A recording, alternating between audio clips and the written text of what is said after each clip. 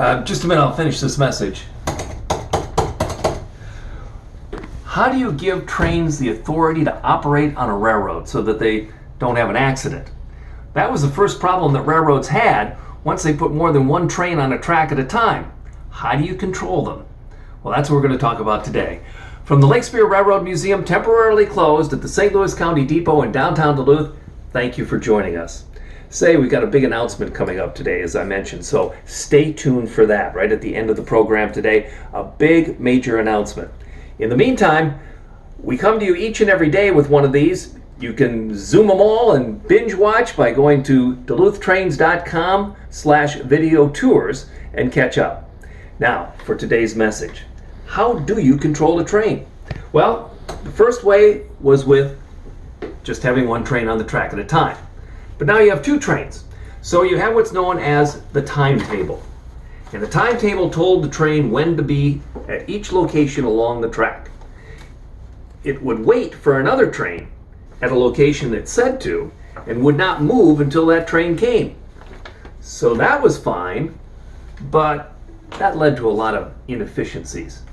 In the 1840s, a guy by the name of Charles Minot was working for the Erie Railroad. By this time, all the train stations up and down the line had this, a telegraph. Now, the telegraph used Morse code. It's a series of dots and dashes, longs and shorts. And a segment of each one of those would represent a letter. And then that letter would set a word, and the word would make a sentence. And they were carried by wire from station to station on the telegraph lines. Oh, wait a minute though.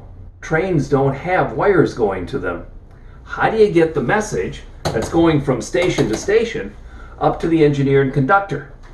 That's where the flimsy came in. And this, for obvious reasons, is a flimsy. And they came in books known as Form 19s. A 19 form meant you could hand it up to the engineer. Had to be 3 copies, one for the telegrapher, one for the conductor in the back of the train at the caboose, and one for the engineer at the front of the train. And carbon paper in between made sure that everybody got the same copy. Here's a train order, for instance, that is actual. This is from September 3rd, 1967. Here it tells engine 901 it can go from West Duluth to Gloucester. And that train order is in effect until another one takes its place. Now, how do we get this up to the engineer? Let me show you. So you take your flimsy and you attach it to this stick, and then you would hold that up, and as the train came by, the engineer would grab it. You'd have to have another one held up so that the conductor in the back of the train could grab his as well. That way, station master has a copy, engineer has a copy, and the conductor has a copy. Another way to do that was called a hoop, where you would just put the flimsy on the hoop, hand that up, and there you go. Mission accomplished. The authority has now been passed from the station master to the train crew, and they continue safely on their way. Take a look at this posed picture to show you better how these train orders were passed up to the engine crew. This is from one of our excursions that we did for a photographer's special several years ago. After the telegraph, of course, came the telephone, Alexander Graham Bell's great invention. And there's many stories about train crews running out of authority, not having access to a dispatcher or a telegraph, and actually stopping their train and walking some distance to get to a farmhouse with a telephone, where they would actually call the dispatcher back at the station. All that changed after World War II. You talk about labor-saving devices, let me show you one. Here's one that closed the door depots altogether. The radio. All of a sudden, instead of having the track authority warrant go to the train dispatcher at each and every depot along the line, with the radio, you could talk straight to the engineer and conductor in the cabin caboose of the train. You didn't need to have all these stations. In the small towns along the way, you could lock them up, get rid of them, and have everything take place over the radio from central dispatching.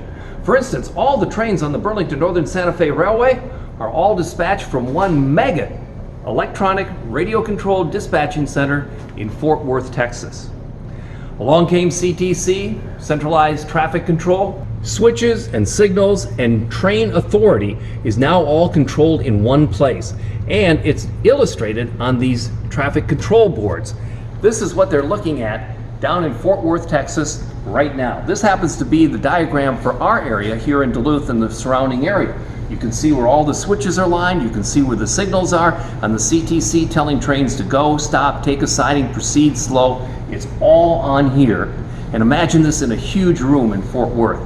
The next thing to come along was positive train control, which not only tells where the train is, but also now instead of showing it in an area, pinpoints it right on the map so you can watch that train move.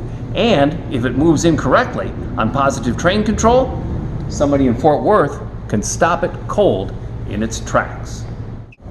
It's all about track authority, and at the end of the day, it's all about safety. Safely controlling trains on the railroads, how that's changed over the years.